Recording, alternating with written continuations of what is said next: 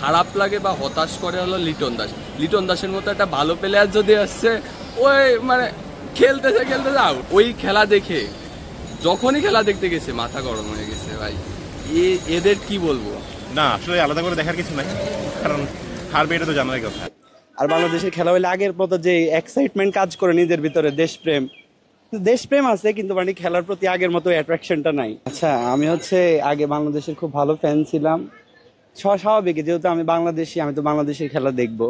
So যখন বাংলাদেশের performance খুব বাজে যাইতেছে বা খুব বাজে খেলতেছে, মানে আদার যে নর্মাল কান্ট্রিগুলো আছে এখন তারা খুব ভালো খেলতেছে এশিয়া কাপে, ওই হিসাবে বাংলাদেশ এশিয়া কাপ তো আরও আগেই ডিজার্ভ করতেছিল।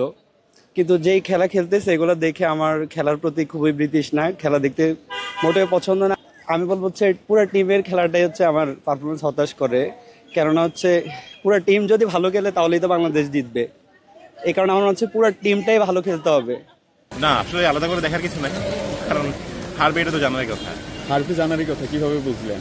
কারণ বাংলাদেশের পরে যে ভরসা কিংবা যে আশাটা ছিল সেটা গত 2-3 বছরে একেবারেই নাই হয়ে গেছে। কারণ আমরা অনেক ছোটবেলার সাথে হেরেছি, হারছি, আরো অন্য দলগুলো যেখানে উন্নতি করে আমরা সেখানে যেন কোনো একটা জায়গাতে এসে দাঁড়িয়ে আছি, আর এগোচ্ছি না, বরং আরো পিছাচ্ছি। বাংলাদেশের খেলা সম্পর্কে কি বলবো, আমি আসলে বাংলাদেশের আগের খেলাগুলো দেখে আমি দেখতে চাই না। বাংলাদেশের খেলা সম্পর্কে জানতামও না যে ওদের খেলা আছে। কালকে খেলা দেখবো না, আমিও কালকে খেলা দেখবো না, কিন্তু আমার রুমমেট বলতেছে কালকে খেলা আছে। ওই খেলা দেখে যখনই খেলা দেখতে গেছে মাথা গরম হয়ে গেছে ভাই। এদের কি বলবো, এই যে তাওহিদ হৃদয়, এই যে 0 রানে, প্রথম দুটো 0 রানে, 6 বলে 0, তারপর 9 বলে 0 না। এর খেলা আর কি দেখবো ভাই? কার খেলা বেশি আপনাকে বিরক্তি করে? মানে বাংলাদেশের কোন প্লেয়ারের খেলা আপনাকে বেশি হতাশা দেয়?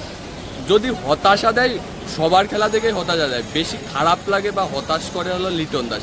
লিটন দাসের মতো একটা ভালো প্লেয়ার যদি আসছে, ওই মানে খেলতেছে আউট, ভালো খেল।